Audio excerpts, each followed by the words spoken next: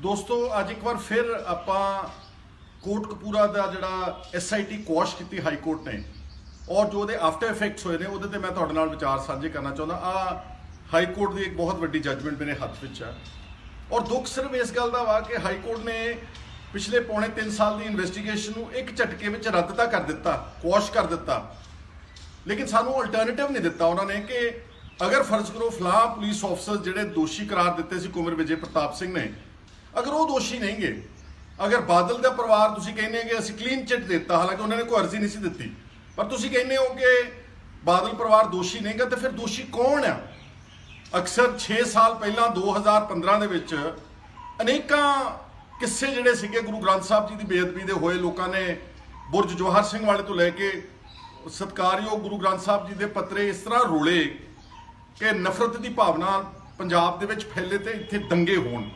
ਕਿਸੇ ਨੇ ਤਾਂ ਬੇਅਦਬੀਆਂ ਕੀਤੀਆਂ ਸੀ ਨਾ, ਔਰ ਜਦੋਂ ਇਹ ਬੇਅਦਬੀਆਂ ਤੋਂ ਬਾਅਦ ਲੋਕਾਂ ਨੇ ਇਨਸਾਫ ਦੀ ਪੁਕਾਰ ਲਾਈ ਔਰ ਰੋਜ਼ ਮੁਜ਼ਾਹਰੇ ਕੀਤੇ ਪੀਸਫੁਲ ਸ਼ਾਂਤਮਈ ਢੰਗ ਦੇ ਨਾਲ, ਚਾਹੇ ਉਹ ਕੋਟਕਪੂਰੇ ਦਾ ਸੀ ਚਾਹੇ ਬਾਈਬਲ ਕਲਾਸ ਸੀ, ਉੱਥੇ ਫਿਰ ਗੋਲੀਆਂ ਚੱਲੀਆਂ ਨੇ। 14 ਅਕਤੂਬਰ ਦੀ ਤੜਕੇ ਪਹਿਲਾਂ ਗੋਲੀ ਚੱਲਦੀ ਹੈ ਕੋਟਕਪੂਰੇ, ਉੱਥੇ ਹਫੜਾ ਦਫੜੀ ਮੱਚਦੀ ਆ, ਲਾਠੀ ਚਾਰਜ ਹੁੰਦਾ, ਚੰਗੇ ਚੰਗੇ ਸਾਧੂ ਸੰਤ ਸੰਪਰਦਾਵਾਂ ਦੇ ਲੋਕ ਜਿਹੜੇ ਪਾਠ ਕਰ ਰਹੇ ਸੀ ਭੁੰਜੇ ਬੈਠੇ, ਉਹਨਾਂ ਦੇ ਉੱਤੇ ਬਹੁਤ ਬੇਰਹਿਮੀ ਦੇ ਨਾਲ ਲਾਠੀ ਚਾਰਜ ਹੋਇਆ, ਪਾਣੀ ਦੀਆਂ ਬੁਛਾੜਾਂ ਮਾਰੀਆਂ ਗਈਆਂ ਔਰ ਇੱਕ ਅਜੀਤ ਸਿੰਘ ਨਾਮੀ ਵਿਅਕਤੀ ਦੇ ਚੂਲੇ ਵਿੱਚ ਗੋਲੀ ਲੱਗੀ, ਜਿਹੜੀ ਕਿ ਹੁਣ ਜਸਟਿਸ ਰਣਜੀਤ ਸਿੰਘ ਕਮਿਸ਼ਨ ਨੇ ਖੁਲਾਸਾ ਕੀਤਾ 2017-18 ਦੇ ਵਿੱਚ। ਔਰ ਉਸ ਤੋਂ ਬਾਅਦ ਪੁਲਿਸ ਨੇ ਜਾ ਕੇ ਬਾਈਬਲ ਕਲਾਂ, ਜਿਹੜਾ ਕਿ ਇੱਕ ਲਿੰਕ ਰੋਡ ਦੇ ਉੱਤੇ ਲੋਕ ਬੈਠੇ ਸੀਗੇ, ਉੱਥੇ ਜਿਹੜੇ ਲੋਕ ਪਾਠ ਕਰ ਰਹੇ ਸੀਗੇ, ਉੱਥੇ ਸ਼ਾਂਤਮਈ ਪ੍ਰੋਟੈਸਟਰਸ ਦੇ ਉੱਤੇ ਗੋਲੀ ਚਲਾ ਕੇ 2 ਜਿਹੜੇ ਸੀਗੇ ਸਿੱਖ ਨੌਜਵਾਨ ਮਾਰ ਦਿੱਤੇ, ਕ੍ਰਿਸ਼ਨ ਭਗਵਾਨ ਸਿੰਘ ਤੇ ਗੁਰਜੀਤ ਸਿੰਘ। ਅਕਸਰ ਉੱਥੇ ਗੋਲੀ ਚੱਲੀ ਆ ਔਰ ਉਸ ਵਕਤ ਦੀ ਸਰਕਾਰ ਜਿਹੜੀ ਸੁਖਬੀਰ ਬਾਦਲ ਹੁਣੀ ਕਹਿੰਦੇ ਨੇ ਹੁਣ ਬੜੇ ਛਾਤੀਆਂ ਚੌੜੀਆਂ ਕਰਕੇ ਇਸ ਹਾਈ ਕੋਰਟ ਦੇ ਫੈਸਲੇ ਦਾ ਸਹਾਰਾ ਲੈ ਰਹੇ ਨੇ। ਇਹਨਾਂ ਨੂੰ ਸ਼ਰਮ ਨਹੀਂ ਆਉਂਦੀ ਕਿ ਤੁਹਾਡੀ ਪੌਣੇ 2 ਸਾਲ ਸਰਕਾਰ ਰਹੀ, 1.5 ਸਾਲ 2015 ਦੀਆਂ ਬੇਅਦਬੀਆਂ ਤੇ ਬਾਈਬਲ ਕਲਾਂ ਦੀ ਗੋਲੀ ਤੋਂ ਬਾਅਦ ਅਗਰ ਤੁਸੀਂ ਕਹਿੰਦੇ ਆ ਕਿ ਅਸੀਂ ਵਾਕਈ ਪੰਥਕ ਸੀਗੇ, ਅਕਾਲੀ ਸੀ ਔਰ ਅਸੀਂ ਇਨਸਾਫ ਪਸੰਦ ਸੀ, ਅਸੀਂ ਗੁਰੂ ਸਾਹਿਬ ਦਾ ਸਤਿਕਾਰ ਕਰਦੇ ਹਾਂ, ਤੇ ਫਿਰ ਤੁਸੀਂ ਦੋਸ਼ੀਆਂ ਨੂੰ ਫੜਿਆ ਕਿਉਂ ਨਹੀਂ ਉਸ ਟਾਈਮ ਦੇ ਵਿੱਚ? ਔਰ ਤੁਸੀਂ ਆਪਣੀ FIR ਤੇ ਝਾਤ ਮਾਰੋ, ਤੁਸੀਂ ਜਿਹੜੀ ਬਾਈਬਲ ਕਲਾਂ ਦੇ ਵਿੱਚ ਦਰਜ ਕੀਤੀ ਤੇ ਕੋਟਕਪੂਰੇ ਅਣਪਛਾਤੇ ਬੰਦਿਆਂ ਦੇ ਖਿਲਾਫ ਤੁਸੀਂ FIR ਦਰਜ ਕੀਤੀ ਆ, ਜਦ ਕਿ ਸਭ ਨੂੰ ਪਤਾ ਵਾ ਕਿ ਕਿਸ ਨੇ ਕਤਲ ਕੀਤਾ। ਸਾਰੀ ਪੁਲਿਸ ਦੀ ਇੱਕ ਗੋਲੀ ਅਕਾਊਂਟ ਫੋਰ ਹੁੰਦੀ ਹੈ, ਹਥਿਆਰ ਜਿਹੜੇ ਨੇ ਔਨ ਰਿਕਾਰਡ ਨੇ, ਪਰ ਤੁਸੀਂ ਉਹਨਾਂ ਨੂੰ ਦੋਸ਼ੀਆਂ ਨੂੰ ਜਾਣ ਬੁੱਝ ਕੇ ਹਿਫਾਜ਼ਤ ਕੀਤੀ। ਇੱਥੋਂ ਤੱਕ ਕਿ ਤੁਸੀਂ ਸੁਮੇਧ ਸਿੰਘ ਸੈਣੀ ਦੇ ਅੱਗੇ ਗੋਡੇ ਟੇਕ ਕੇ ਉਸ ਜਿਹੜਾ ਆਦਮੀ ਸਿੱਖ ਨੌਜਵਾਨਾਂ ਦੇ ਐਨਕਾਊਂਟਰਾਂ ਦਾ ਸਪੈਸ਼ਲਿਸਟ ਸੀ, ਉਹਨੂੰ ਤੁਸੀਂ DGP ਲਾਇਆ, ਫਿਰ ਉਹਦੇ ਆਖੇ ਤੁਸੀਂ ਗੋਲੀ ਚਲਾਈ ਕੋਟਕਪੂਰੇ ਤੇ। ਉਸ ਤੋਂ ਬਾਅਦ ਬਾਈਬਲ ਕਲਾਂ ਦੇ ਵਿੱਚ ਚੱਲੀ ਆ। ਇਹ ਗੱਲ ਦਾ ਖੁਲਾਸਾ ਜਸਟਿਸ ਰਣਜੀਤ ਸਿੰਘ ਕਮਿਸ਼ਨ ਦੀ ਰਿਪੋਰਟ ਵਿੱਚ ਜਿਹੜਾ ਪ੍ਰਕਾਸ਼ ਸਿੰਘ ਬਾਦਲ ਨੇ ਤੜਕੇ 2 ਵਜੇ ਫੋਨ ਕੀਤਾ DGP ਨੂੰ, ਉਸ ਤੋਂ ਬਾਅਦ ਹੁੰਦਾ ਵਾ। ਇਸ ਲਈ ਸਾਨੂੰ ਦੁੱਖ ਹੋਇਆ ਇਸ ਫੈਸਲੇ ਨੂੰ ਪੜ੍ਹ ਕੇ ਸੁਣ ਕੇ, ਕਿਉਂਕਿ ਹਾਈ ਕੋਰਟ ਅਮੂਮਨ ਮੇਰੇ ਦੇ ਉੱਤੇ ਹੁਣ ਇਨਫੋਰਸਮੈਂਟ ਡਾਇਰੈਕਟੋਰੇਟ ਨੇ ED ਨੇ ਰੇਡ ਕੀਤੇ ਹੋਏ ਆ, ਅਸੀਂ ਹਾਈ ਕੋਰਟ ਗਏ ਆ, ਲੇਕਿਨ ਹਾਈ ਕੋਰਟ ਜਾਂ ਕੋਈ ਵੀ ਸੁਪਰੀਮ ਕੋਰਟ ਕਿਸੇ ਪੁਲਿਸ ਇਨਵੈਸਟੀਗੇਸ਼ਨ ਨੂੰ, ਜਾਂਚ ਨੂੰ ਨਹੀਂ ਰੋਕ ਸਕਦੇ, ਰੋਕਦੇ ਹੀ ਨਹੀਂ ਗਏ। ਅਸੀਂ ਵੀ ਤਾਂ ਕਹਿ ਰਹੇ ਆ, ਮੈਂ ਤਾਂ ਕਹਿੰਦਾ ਕਿ ਮੇਰੇ ਖਿਲਾਫ ਸੁਪਰੀਮ ਕੋਰਟ ਦਾ ਸਟੇ ਆ ਮੇਰੇ ਕੋਲ, ਜਿਹੜਾ ਫਾਜ਼ਿਲਕਾ ਦਾ ਕੇਸ ਚੱਕਿਆ ਉਹਦੇ ਚ ਮੈਂ ਸੁਪਰੀਮ ਕੋਰਟ ਆਫ ਇੰਡੀਆ ਨੇ ਪ੍ਰੋਸੀਡਿੰਗ ਸਟੇ ਕੀਤੀਆਂ, ਪਰ ED ਨੇ ਉਹੀ FIR ਚੱਕ ਕੇ ਮੇਰੇ ਖਿਲਾਫ ਇਨਵੈਸਟੀਗੇਸ਼ਨ ਸ਼ੁਰੂ ਕਰ ਦਿੱਤੀ ਆ। ਪਰ ਹਾਈ ਕੋਰਟ ਇਨਵੈਸਟੀਗੇਸ਼ਨ ਨਹੀਂ ਰੋਕ ਰਿਹਾ, ਕਿਉਂਕਿ ਅਸੀਂ ਇਨਵੈਸਟੀਗੇਸ਼ਨ ਨਹੀਂ ਰੋਕ ਸਕਦੇ। ਤੇ ਇਸ ਕੇਸ ਵਿੱਚ ਤਾਂ ਮੇਰੇ ਵੀਰੋ ਤੇ ਭੈਣੋ 9 ਚਲਾਨ ਪੇਸ਼ ਹੋ ਚੁੱਕੇ ਸੀਗੇ ਫਰੀਦਕੋਟ ਦੀ ਅਦਾਲਤ ਵਿੱਚ। ਪੌਣੇ 3 ਸਾਲ ਦੀ ਤਹਿਕੀਕਾਤ ਸੀਗੀ, ਹਜ਼ਾਰਾਂ ਸਫ਼ਿਆਂ ਦੀ ਚਾਰਜ ਸ਼ੀਟ, ਚਲਾਨ ਪੇਸ਼ ਹੋਏ ਨੇ, ਸਾਰਾ ਕੁਝ ਹੀ ਰੱਦ ਕਰ ਦਿੱਤਾ। ਜੇ ਤੁਹਾਨੂੰ ਲੱਗਦਾ ਸੀਗਾ ਕਿ ਕੁੰਵਰ ਵਿਜੇ ਪ੍ਰਤਾਪ ਸਿੰਘ ਪਾਰਟੀਜ਼ਨ ਆਫਸਰ ਆ, ਕਿਸੇ ਨੂੰ ਫਾਇਦਾ ਦੇ ਰਿਹਾ, ਕਿਸੇ ਦਾ ਨੁਕਸਾਨ ਕਰ ਰਿਹਾ, ਤੇ ਤੁਸੀਂ ਪੰਜਾਬ ਸਰਕਾਰ ਨੂੰ ਇਹ ਹਦਾਇਤ ਦੇ ਦਿੰਦੇ ਕਿ ਤੁਸੀਂ ਜਿਹੜਾ SIT ਦਾ ਮੁਖੀ ਹੈ ਇਸ ਨੂੰ ਤਬਦੀਲ ਕਰਕੇ ਕਿਸੇ ਹੋਰ ਅਫਸਰ ਨੂੰ ਤੁਸੀਂ ਲਾ ਦਿਓ, ਪਰ ਤੁਸੀਂ ਸਾਰਾ ਕੁਝ ਛਿੱਕੇ ਦੇ ਉੱਤੇ ਟੰਗ ਦਿੱਤਾ। ਕਦੀ ਇਹ ਸੋਚਿਆ ਫੈਸਲਾ ਕਰਨ ਵਾਲਿਆਂ ਨੇ ਕਿ ਇਹਦੇ ਨਾਲ ਕਿੰਨੇ ਲੋਕਾਂ ਦੇ ਜਜ਼ਬਾਤ ਜੁੜੇ ਹੋਏ ਨੇ? ਗੁਰੂ ਗ੍ਰੰਥ ਸਾਹਿਬ ਕੌਣ ਆ? ਗੁਰੂ ਗ੍ਰੰਥ ਸਾਹਿਬ ਇੱਕ ਸਾਡਾ ਸ਼ਬਦ ਗੁਰੂ ਆ, ਜਿੱਦਾਂ ਆਪਾਂ ਸਾਦੀ ਜ਼ੁਬਾਨ 'ਚ ਕਰੀਏ ਸਾਡਾ ਪਿਓ ਆ, ਤੇ ਜੇ ਸਾਡੇ ਪਿਓ ਨੂੰ ਸਾਡੇ ਪੰਜਾਬ ਦੇ ਵਿੱਚ 6 ਸਾਲ ਇਨਸਾਫ ਨਹੀਂ ਮਿਲਣਾ, ਤੇ ਫਿਰ ਅੰਦਾਜ਼ਾ ਲਾ ਲਓ ਕਿ ਆ ਜਿਹੜੇ ਆਪਾਂ ਨਿੱਕੇ ਮੋਟੇ ਇਨਸਾਫ ਭਾਲਦੇ ਫਿਰਦੇ ਆ, ਤੁਹਾਨੂੰ ਕਦੀ ਨਹੀਂ ਮਿਲਣਗੇ। ਔਰ ਦੂਜੀ ਦੁੱਖ ਦੀ ਗੱਲ ਹੈ ਕਿ ਬਾਦਲ ਪਰਿਵਾਰ ਨੇ ਤਾਂ ਉੱਥੇ ਕੋਈ ਅਰਜ਼ੀ ਦਿੱਤੀ ਨਹੀਂ ਸੀਗੀ, ਉਹਦਾ ਇਸ ਸਾਰੀ ਇਨਵੈਸਟੀਗੇਸ਼ਨ ਵਿੱਚ ਪਾਰਟੀ ਨਹੀਂ ਸੀਗੇ। ਉਹਨਾਂ ਨੂੰ ਕਲੀਨ ਚਿੱਟ ਬਿਨਾਂ ਕਿਸੇ ਮੰਗੇ ਉਹਨਾਂ ਨੂੰ ਕਹਿਤਾ ਕਿ ਜੀ ਇਹ ਕਲੀਨ ਚਿੱਟ ਦਿੱਤੀ ਜਾਂਦੀ ਬਾਦਲਾਂ ਦਾ, ਇਹਦੇ ਵਿੱਚ ਕੋਈ ਦੋਸ਼ ਹੀ ਨਹੀਂਗਾ। ਫਿਰ ਦੋਸ਼ ਕਿਸ ਦਾ ਵਾ? ਘੱਟੋ ਘੱਟ ਗੁਰੂ ਨਾਨਕ ਨਾਮ ਲੇਵਾ ਜਿਹੜਾ ਕਰੋੜਾਂ ਦੀ ਤਾਦਾਦ ਵਿੱਚ ਦੁਨੀਆ ਭਰ 'ਚ ਇਸ ਤੇ ਨਿਗਾਹ ਟਿਕਾਈ ਬੈਠੇ ਸੀਗੇ ਕਿ ਸਾਨੂੰ ਇਨਸਾਫ ਮਿਲੇਗਾ, ਉਹਨਾਂ ਦਾ ਕੀ ਬਣੂਗਾ, ਕੌਣ ਦੇਵੇਗਾ ਉਹਨਾਂ ਨੂੰ ਇਨਸਾਫ। ਮੈਂ ਆਪਣੇ ਕਿਸਾਨ ਭਰਾਵਾਂ ਨੂੰ ਕਹਿਣਾ ਚਾਹੁੰਦਾ, ਦੇਖੋ ਗੱਲ ਇਹ ਆ ਕਿ ਅੱਜ ਆਪਾਂ ਤਿੰਨ ਪੱਖ ਦੇਖ ਕੇ ਚੱਲ ਲਈਏ। ਤੁਹਾਡਾ ਪਹਿਲਾ ਪੱਖ ਲੈਣੇ ਕਿਸਾਨਾਂ ਦਾ ਕਿ ਤੁਸੀਂ ਕਹਿੰਦੇ ਸਾਡੀ ਆਰਥਿਕ ਲੜਾਈ ਆ, ਸਾਨੂੰ ਸਾਡੀਆਂ ਫਸਲਾਂ ਦੇ ਭਾਅ ਠੀਕ ਨਹੀਂ ਮਿਲ ਰਹੇ, ਸਾਡਾ ਮੰਡੀਕਰਨ ਉਡਾਤਾ, ਅਸੀਂ ਗੁਲਾਮ ਹੋ ਜਾਾਂਗੇ। ਪਰ ਯਾਦ ਰਹੇ ਕਿ ਜਿਹੜੀ ਸਰਕਾਰ ਤੁਹਾਨੂੰ ਧਾਰਮਿਕ ਨਿਆਂ ਵੀ ਨਹੀਂ ਦੇਣ ਨੂੰ ਤਿਆਰ, ਤੁਹਾਡਾ ਧਰਮ, ਤੁਹਾਡਾ ਇਸ਼ਟ, ਤੁਹਾਡਾ ਪਿਓ ਗੁਰੂ ਗ੍ਰੰਥ ਸਾਹਿਬ, ਜੇ ਇਸ ਨੂੰ ਇਨਸਾਫ ਨਹੀਂ ਮਿਲੇਗਾ ਤੇ ਇਹ ਜਿਹੜਾ ਦਿੱਲੀ ਵਿੱਚ ਆਪਾਂ ਬੈਠੇ ਆ ਨਾ, ਮਤ ਉਮੀਦ ਕਰੋ ਦਿੱਲੀ ਦੀ ਸਰਕਾਰ ਤੋਂ ਕਿ ਤੁਹਾਨੂੰ ਕਦੀ ਇਨਸਾਫ ਦੇਣਗੇ। ਇੱਥੇ ਤਾਂ ਪੰਜਾਬ ਵਿੱਚ ਸਾਡੀ ਭੂਮੀ ਵੀ ਸਾਡੀ ਆ, ਸਰਕਾਰਾਂ ਵੀ ਸਾਡੀਆਂ ਨੇ, ਇੱਥੇ ਇਨਸਾਫ ਨਹੀਂ ਮਿਲ ਰਿਹਾ ਤੇ ਉੱਥੇ ਦਿੱਲੀ ਆਪਾਂ ਭਾਲਦੇ ਉਹਨਾਂ ਦੇ ਕੋਲੋਂ। ਦੂਸਰਾ ਪੱਖ ਸਿਆਸੀ ਜਿਹੜਾ ਇਸ ਵਕਤ ਪੰਜਾਬ ਦੇਸ਼ ਦਾ, ਇੱਕ ਗੱਲ ਅੱਛੀ ਤਰ੍ਹਾਂ ਸਮਝ ਲਓ ਕਿ ਜਦੋਂ ਦੀ ਇਹ ਸਰਕਾਰਾਂ ਬਣੀਆਂ, ਖਾਸ ਤੌਰ ਤੇ ਬੀਜੇਪੀ ਦੀਆਂ, ਇਹਨਾਂ ਨੇ ਤੁਹਾਡੇ ਸਾਰੇ ਅਧਿਕਾਰ ਖੋਲੇ ਨੇ ਸਟੇਟਸ ਤੋਂ, ਤੁਹਾਡੇ ਪੱਲੇ ਕੁਝ ਨਹੀਂ ਛੱਡਿਆ। ਤੁਹਾਡਾ ਮੰਡੀਕਰਨ ਖੋਲਿਆ ਵਾ, ਤੁਹਾਡੇ ਕੋਲ ਟੈਕਸ ਦੀ ਪ੍ਰਣਾਲੀ GST, one nation one tax ਕਰਕੇ ਤੁਹਾਡੇ ਕੋਲ ਸਾਰਾ GST ਦੇ ਟੈਕਸੇਸ਼ਨ ਦੇ ਅਧਿਕਾਰ ਖੋਲੇ ਨੇ। ਤੁਹਾਡੇ ਕੋਲ ਜਿਹੜਾ ਤੁਹਾਡੀ ਰੈਵਨਿਊ ਆਉਂਦੀ ਸੀ ਫਸਲਾਂ ਦੀ ਖਰੀਦੋ ਫਰੋਖਤ ਤੋਂ, ਕਣਕ ਝੋਨੇ ਦੀ ਮੰਡੀਕਰਨ ਤੋਂ, ਉਹ ਤੁਹਾਡਾ ਰੂਰਲ ਡਿਵੈਲਪਮੈਂਟ ਫੰਡ ਜਿਹੜਾ ਉਹਨਾਂ ਨੇ ਤੁਹਾਡੇ ਕੋਲ ਖੋਲਿਆ।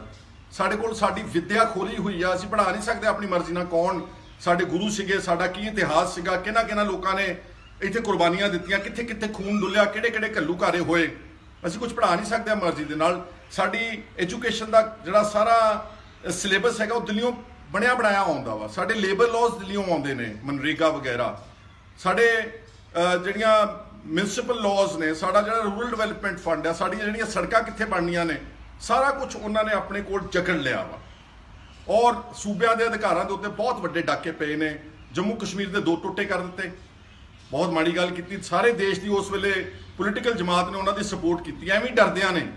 ਹੁਣ ਦਿੱਲੀ ਦੇ ਸਾਰੇ ਸਰਕਾਰ ਦੇ ਅਧਿਕਾਰ ਖੋਲੇ ਨੇ। ਜੇ ਫਿਰ ਵੋਟਾਂ ਕਾਹਦੇ ਲਈ ਪਵਾਉਣੇ, ਜੇ ਸਾਰੀਆਂ ਚੁਣੀਆਂ ਹੋਈਆਂ ਸਰਕਾਰਾਂ ਦੇ ਅਧਿਕਾਰ ਹੀ ਖੋ ਕੇ ਆਪਣੇ ਕੋਲ ਲੈ ਜਾਂਦੇ ਆ, ਫਿਰ ਵੋਟ ਨਾ ਪਵਾਓ, ਫਿਰ ਡਾਇਰੈਕਟਲੀ LG ਤੇ ਗਵਰਨਰਸ ਨੂੰ ਕਹਿ ਦਿਓ ਕਿ ਤੁਸੀਂ ਸਾਡੇ ਸਟੇਟਾਂ ਚਲਾਓਗੇ, ਤੁਸੀਂ ਸਾਡੇ ਏਜੰਟ ਹੋ, ਚੁਣੀ ਹੋਈ ਸਰਕਾਰ ਦੀ ਸਾਨੂੰ ਕੋਈ ਲੋੜ ਨਹੀਂ ਗੀ। ਸੋ ਮੈਂ ਇਹ 3 ਉਦਾਹਰਨ ਤਾਂ ਦਿੱਤੇ ਨੇ, ਧਾਰਮਿਕ ਨਿਆਂ ਤੇ ਸਿਆਸੀ ਨਿਆਂ ਤੇ ਆਰਥਿਕ ਨਿਆਂ, ਤਿੰਨੋਂ ਆਪਾਂ ਮੰਗ ਰਹੇ ਪੰਜਾਬ ਦੇ ਵਿੱਚ, ਲੇਕਿਨ ਤਿੰਨਾਂ ਨੂੰ ਸਾਨੂੰ ਦੇਣ ਨੂੰ ਕੋਈ ਤਿਆਰ ਨਹੀਂਗਾ।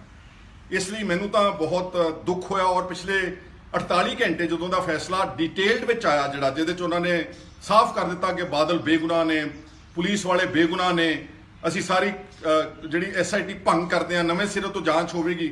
ਮੈਨੂੰ ਨਹੀਂ ਪਤਾ ਪੰਜਾਬ ਸਰਕਾਰ ਕੀ ਕਰੇਗੀ। ਸੁਪਰੀਮ ਕੋਰਟ ਜਾਂਦੀ ਆ ਕਿ ਨਵੀਂ SIT ਬਣਾ ਕੇ 1 ਮਹੀਨੇ ਦੇ ਵਿੱਚ ਅਗਰ ਚਾਹਣ ਤੇ ਇਹਦੀ ਦੁਬਾਰਾ ਤਹਿਕੀਕਾਤ ਕਰਕੇ ਸਾਰਾ ਚਲਾਨ, ਸਾਰੇ ਤੱਥ ਸਾਹਮਣੇ ਆਏ ਹੋਏ ਨੇ, ਜਸਟਿਸ ਰਣਜੀਤ ਸਿੰਘ ਕਮਿਸ਼ਨ ਦੀ ਰਿਪੋਰਟ ਤੁਹਾਡੇ ਕੋਲ ਪਈ ਆ, ਤੇ ਤੁਸੀਂ ਉਹਦੇ 'ਚ ਫਰੀਦਕੋਟ ਵਿੱਚ ਇਹਨਾਂ ਗੁਨਾਹਗਾਰਾਂ ਨੂੰ ਦੁਬਾਰਾ ਇਹਨਾਂ ਦੇ ਚਲਾਨ ਪੇਸ਼ ਕਰੋ। ਕਰਦੇ ਨਹੀਂ ਕਰਦੇ ਮੈਨੂੰ ਨਹੀਂ ਪਤਾ, ਲੇਕਿਨ ਮੂਕ ਦਰਸ਼ਕ ਬਣ ਕੇ ਬੈਠੇ ਰਹਿਣਾ ਤੁਸੀਂ ਜਾਂ ਮੈਂ, ਆਪਾਂ ਸਾਰੇ, ਤਾਂ ਫਿਰ ਆਪਣੀ ਕੋਈ ਕਹਿੰਦੇ ਹੁੰਦੇ ਕਿ ਆਪਣਾ ਕੋਈ ਵਕਾਰ ਨਹੀਂਗਾ। ਫਿਰ ਉਹ ਤਾਂ ਬੈਠੇ ਆ, ਆਪਾਂ ਰੋਟੀ ਪਾਣੀ ਖਾਂਦੇ ਆ, ਗੱਡੀਆਂ ਮੋਟਰਾਂ 'ਚ ਘੁੰਮਦੇ ਆ, ਸੌਂਦੇ ਆ, ਉੱਠਦੇ ਆ, ਜਾਗਦੇ ਆ। ਇਸ ਲਈ ਮੈਂ ਇਸ ਨੂੰ ਗੰਭੀਰਤਾ ਨਾਲ ਲੈਂਦੇ ਹੋਏ ਕੁਝ ਚੰਗੇ ਸੱਜਣਾਂ ਦੇ ਨਾਲ ਅਸੀਂ ਗੱਲ ਕੀਤੀ ਆ। ਅੱਜ ਚੰਡੀਗੜ੍ਹ ਵਿਖੇ ਅਸੀਂ ਇੱਕ ਮੀਟਿੰਗ ਰੱਖੀ ਆ, ਜਿਹਦੇ ਵਿੱਚ ਅਸੀਂ 12-13 ਕੁਝ ਜਥੇਬੰਦੀਆਂ, ਕੁਝ ਇਸ ਤਰ੍ਹਾਂ ਦੇ ਸਤਿਕਾਰਯੋਗ ਲੋਕ ਜਿਨ੍ਹਾਂ ਨੇ ਇਸ ਆਪਣੇ ਸੂਬੇ ਤੇ ਆਪਣੀ ਕੌਮ ਵਾਸਤੇ ਕੁਰਬਾਨੀਆਂ ਦਿੱਤੀਆਂ ਨੇ, ਮੈਨੇ ਖੇਸ ਲੋਕ ਜਿਹੜੇ ਇਨਸਾਫ ਪਸੰਦ ਲੋਕ ਨੇ, ਉਹਨਾਂ ਦਾ ਇੱਕ 12-13 ਆਦਮੀਆਂ ਦਾ ਇੱਕ ਇਕੱਠ ਰੱਖਿਆ ਅੱਜ। ਉਹਦੇ ਤੇ ਅਸੀਂ ਚਰਚਾ ਕਰਾਂਗੇ ਸਾਰਿਆਂ ਨਾਲ ਸਹਿਮਤੀ ਨਾਲ। ਜੋ ਅਗਲਾ ਪ੍ਰੋਗਰਾਮ ਹੋਵੇਗਾ ਉਹ ਉਲੀਕ ਕੇ ਤੁਹਾਡੇ ਜਿਹੜਾ ਸੰਗਤ ਦੇ ਚਰਨਾਂ ਦੇ ਵਿੱਚ ਜਾਂ ਤੁਹਾਡੇ ਸਨਮੁਖ ਅਸੀਂ ਰੱਖ ਦਿਆਂਗੇ ਕਿ ਆਪਾਂ ਕੀ ਕਰਨਾ ਵਾ। ਠੀਕ ਹੈ, ਕਾਨੂੰਨੀ ਲੜਾਈ ਇੱਕ ਆ, ਪਰ ਯਾਦ ਰਹੇ ਇਹ ਇਕੱਲਾ ਕਾਨੂੰਨ ਦੀ ਟੈਕਨੀਕੈਲਿਟੀਜ਼ ਦਾ ਮਸਲਾ ਨਹੀਂਗਾ। ਇਹਦੇ 'ਚ ਸਾਡੇ ਗੁਰੂ ਗ੍ਰੰਥ ਸਾਹਿਬ ਦਾ ਬੇਅਦਬੀਆਂ ਤੇ ਸਾਡੇ ਨੌਜਵਾਨਾਂ ਦੇ ਕਤਲ ਤੇ ਇਹਦੇ ਨਾਲ ਸਾਡੇ ਜਜ਼ਬਾਤ, ਸਾਡੇ ਨਾਲ ਸਾਡੇ ਸੈਂਟੀਮੈਂਟਸ, ਸਾਡੇ ਜਿਹੜੇ ਸੀਗੇ ਸਾਡੇ ਨਾ ਸਿਰਫ ਧਾਰਮਿਕ ਜਜ਼ਬਾਤ, ਪਰ ਸਾਡੇ ਹਰ ਵਰਗ ਦੇ ਲੋਕਾਂ ਦੇ ਇਹਦੇ ਨਾਲ ਜਜ਼ਬਾਤ ਤੇ ਸੋਚ ਜੁੜੀ ਹੋਈ ਆ। ਤੇ ਇਸ ਲਈ ਅਸੀਂ ਅੱਜ ਮੀਟਿੰਗ ਕਰਾਂਗੇ, ਦੇਖਦੇ ਹਾਂ ਮੀਟਿੰਗ ਵਿੱਚ ਕੀ ਕੰਸੈਂਸਸ ਉੱਪਰ ਕੇ ਆਉਂਦਾ ਵਾ। ਅਸੀਂ ਲੀਗਲ ਟੈਕਨੀਕੈਲਿਟੀਜ਼ ਨਹੀਂ ਜਾਣਾ, ਇਹ ਕੰਮ ਸਰਕਾਰ ਦਾ ਵਾ, ਉਹ ਚੈਲੰਜ ਕਰੇ ਸੁਪਰੀਮ ਕੋਰਟ ਵਿੱਚ, SIT ਦੁਬਾਰਾ ਬਣਾਵੇ, ਪਰ ਅਸੀਂ ਇਹਦੇ ਉੱਤੇ ਕੀ ਕਰ ਸਕਦੇ ਹਾਂ। ਗਵਰਨਮੈਂਟਾਂ ਨੂੰ ਕਿਸ ਤਰ੍ਹਾਂ ਪ੍ਰੈਸ਼ਰਾਈਜ਼ ਕਰ ਸਕਦੇ, ਉਹਦੇ ਸਾਰੀਆਂ ਗੱਲਾਂ ਤੇ ਅਸੀਂ ਚਰਚਾ ਕਰਨ ਜਾ ਰਹੇ ਹਾਂ। ਤੁਹਾਡਾ ਸਹਿਯੋਗ ਚਾਹੀਦਾ ਵਾ, ਕਿਉਂਕਿ ਤੁਹਾਡੇ ਸਹਿਯੋਗ ਤੋਂ ਬਗੈਰ ਕੁਝ ਨਹੀਂ ਹੋ ਸਕਦਾ। ਔਰ ਜੇ ਅਸੀਂ ਕੋਈ ਪ੍ਰੋਗਰਾਮ ਉਲੀਕੀਏ ਕਰੀਏ, ਤੁਹਾਡੇ ਤੋਂ ਬਗੈਰ ਉਹ ਕਾਮਯਾਬ ਨਹੀਂ ਹੋ ਸਕਦਾ। ਔਰ ਤੁਸੀਂ ਪਹਿਲਾਂ ਕਰਕੇ ਦਿਖਾਇਆ ਹੋਇਆ ਹੈ ਕਿ ਨਹੀਂ ਕਰਕੇ ਦਿਖਾਇਆ। ਦੁੱਖ ਹੈ ਕਿ ਜਿਹਨਾਂ ਨੇ ਲੋਕਾਂ ਨੇ ਉੱਥੇ ਮੋਰਚਾ ਲਾਇਆ ਸੀ, ਬਗੈਰ ਕਿਸੇ ਨਾਲ ਸਲਾਹ ਮਸ਼ਵਰਾ ਕੀਤੇ ਉਹਨਾਂ ਨੇ ਆਪਣਾ ਮੋਰਚਾ ਝਟਪਟ ਚੱਕ ਕੇ, ਜ਼ੁਬਾਨੀ ਕਲਾਮੀ ਐਵੇਂ ਛੋਟੇ ਮੋਟੇ ਵਾਅਦਿਆਂ ਤੇ ਚੱਕ ਕੇ ਲੈ ਗਏ। ਉਹ ਬਹੁਤ ਗਲਤ ਕੀਤਾ ਉਹਨਾਂ ਨੇ। ਅਗਰ ਅੱਜ ਮੋਰਚਾ ਲੱਗਿਆ ਹੁੰਦਾ ਤੇ ਮੈਂ ਸਮਝਦਾ ਕਿ ਅੱਜ ਇਹ ਵੀ ਕੋਰਟ ਦੇ ਵਿੱਚ ਹਿੰਮਤ ਨਹੀਂ ਸੀ ਹੋਣੀ, ਕਿਉਂਕਿ ਆਫਟਰ ਆਲ ਕੋਰਟਸ ਵੀ ਲੋਕਾਂ ਦੇ ਪਬਲਿਕ ਸੈਂਟੀਮੈਂਟਸ ਦਾ ਰਿਸਪੈਕਟ ਕਰਨਾ ਚਾਹੀਦਾ ਉਹਨਾਂ ਨੂੰ। ਇਸ ਲਈ ਮੈਨੂੰ ਤਾਂ ਇਸ ਫੈਸਲੇ ਦੇ ਨਾਲ ਬਹੁਤ ਡੂੰਘੀ ਸੱਟ ਵੀ ਵੱਜੀ ਆ, ਅਫਸੋਸ ਵੀ ਹੋਇਆ। ਔਰ ਮੈਂ ਸਿਰਫ ਇਹ ਸੋਚਦਾ ਕਿ ਜੇ ਗੁਰੂ ਗ੍ਰੰਥ ਸਾਹਿਬ ਤੇ ਐਡੇ ਵੱਡੇ ਪੱਧਰ ਦੇ ਉੱਤੇ ਹੋਈਆਂ ਕਤਲਾਂ ਦਾ ਇਨਸਾਫ ਲੋਕਾਂ ਨੂੰ ਨਹੀਂ ਮਿਲੇਗਾ, ਤਾਂ ਫਿਰ ਮੈਂ ਜਿੱਦਾਂ ਪਹਿਲਾਂ ਕਿਹਾ ਸੀਗਾ ਕਿ ਛੋਟੇ-ਮੋਟੇ ਇਨਸਾਫ ਦੀ ਉਮੀਦ ਮਤ ਕਰੋ। ਫਿਰ ਇਹ ਮਤ ਕੰਪਲੇਂਟ ਕਰੋ ਕਿ ਡੀਸੀ ਐਸਐਸਪੀ ਸਾਡੇ ਨਾਲ ਧੱਕਾ ਕਰਦੇ ਨੇ। ਫਿਰ ਮਤ ਕੰਪਲੇਂਟ ਕਰੋ ਕਿ ਸਾਡੇ ਬੱਚਿਆਂ ਦੇ ਨਾਲ ਬਲਾਤਕਾਰ ਹੋ ਰਿਹਾ ਵਾ। ਫਿਰ ਮਤ ਕੰਪਲੇਂਟ ਕਰੋ ਕਿ ਸਾਡੇ ਘਰਾਂ ਦੇ ਵਿੱਚ ਆਤਮ ਹੱਤਿਆ ਹੋ ਰਹੀ ਸੀ। ਮਤ ਕੰਪਲੇਂਟ ਕਰੋ ਕਿ ਸਾਨੂੰ ਦੇਸ਼ ਦੀ ਸਰਕਾਰ ਜਿਹੜਾ ਹੈ ਉਹ ਸਹੀ ਭਾਅ ਨਹੀਂ ਦੇ ਰਹੀ, ਸਾਡੇ ਫਸਲਾਂ ਨੂੰ ਨਹੀਂ ਚੁੱਕ ਰਹੀ। ਕਿਉਂਕਿ ਮੁੱਢ ਜਿਹੜਾ ਹੈ ਉਹ ਸਾਡੇ ਇਸ ਪੰਜਾਬ ਦਾ, ਸਾਡੀ ਕੌਮ ਦਾ, ਸਾਡੇ ਗੁਰੂ ਨਾਨਕ ਨਾਮ ਲੇਵਾ ਦਾ, ਉਹ ਸਾਡਾ ਜਿਹੜਾ ਬੇਸਿਕ ਮੁੱਢ ਹੈ, ਜਿਹੜੀ ਸਾਡੀ ਵਿਚਾਰਧਾਰਾ ਤੇ ਸੋਚ ਆ, ਅਗਰ ਉਹਦੇ ਉੱਤੇ ਉਹ ਆਜ਼ਾਦ ਨਹੀਂ, ਉਹਦੇ ਉੱਤੇ ਹਮਲਾ ਹੋਣਗੇ ਤੇ then I do not think that we can ever expect justice from any authority out here. ਇਸ ਕਰਕੇ ਮੇਰੀ ਪੁਰਜ਼ੋਰ ਅਪੀਲ ਆ ਸਾਰਿਆਂ ਨੂੰ ਕਿ ਅਸੀਂ ਮੀਟਿੰਗ ਕਰਨ ਚੱਲੇ ਆ।